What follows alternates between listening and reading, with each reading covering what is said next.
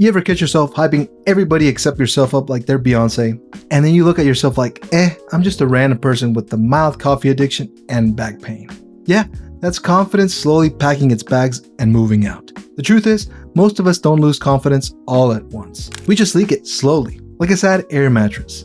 So today, we're talking about 5 habits that secretly destroy your confidence, and how to patch that leak before your confidence deflates faster than your phone at 2% battery. If you've been feeling like your confidence just ghosted you one day and never texted back, stick around, because confidence isn't about pretending you have it all together. It's about trusting yourself even when you don't. And these 5 habits, they're the quiet little thieves that make you forget what you're actually capable of. 1. Comparing yourself to others. Yes, the national sport. Comparing yourself to the people on the internet. You scroll, see someone your age buying a house, running a business, doing yoga on a yacht, and you're like, cool, I just cooked one real meal this week instead of going out to eat. Here's the problem. You're comparing your behind the scenes to someone else's highlight reel. Theodore Roosevelt said it best. Comparison is the thief of joy. And he didn't even have Instagram. The man would have thrown his phone out to the ocean in the second week. For me, I just stopped social media altogether for a while. I focused on the here and now, on actually being present. And honestly, spending time with my family away from the noise reminded me that confidence doesn't live in the likes or followers. It lives in the real moments, right in front of you. Instead of comparing yourself to others, compare yourself to the past self. Are you even 1% better than last month's version of you? Cool. Then you're winning. Quietly, like a ninja with a calendar. 2. Counting yourself out. Confidence dies the moment you say, why bother? Before even trying. You ever stop yourself mid-dream like, they'd never pick me? Yeah, that's like quitting a race before the starting pistol. Wayne Gretzky, the hockey guy with the forehead of a champion, said, you miss 100% of the shots you don't take. In other words, if you never shoot your shot, you can't complain that you're not in the highlight reel. From experience, I've learned that persistence is everything. When I was working on my engineering degree, I had a ton of moments where I wanted to quit, but not giving up, actually finishing, showed me that sometimes confidence is just built from surviving the process. So next time that little voice in your head says you can't, just add one more word to that. Yet. You don't have to believe that you'll crush it. Just believe that it's possible. And who knows, maybe you'll surprise yourself, or at least mildly impress yourself.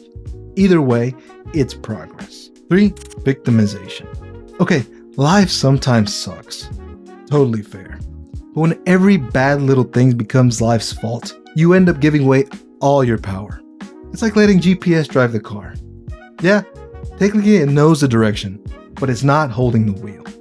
Viktor Frankl, a man literally survived the Holocaust, once said, when we're no longer able to change the situation, we are challenged to change ourselves. If that man could say that after everything he went through, I can probably stop blaming Wi-Fi for my bad day. And here's what I've learned firsthand. There came a point where I just had to get it in my head.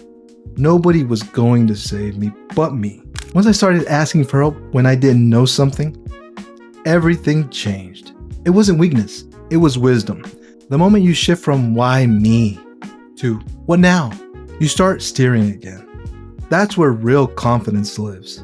In the driver's seat, not the back seat complaining about traffic. 4. Obsessing over your failures.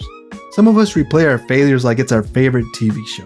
You'll be in the shower, replaying that one awkward moment back in 2018 like, man, why did I say that? But here's the truth. Failure isn't proof you're broken. It's proof that you tried. Thomas Edison, guy literally invented light, said, I didn't fail 1,000 times. The light bulb was just an invention with 1,000 steps. For me, it's about telling myself that life is short, painfully short. So if something's not working and I need to make a change, then so be it. So maybe our mistakes aren't failures.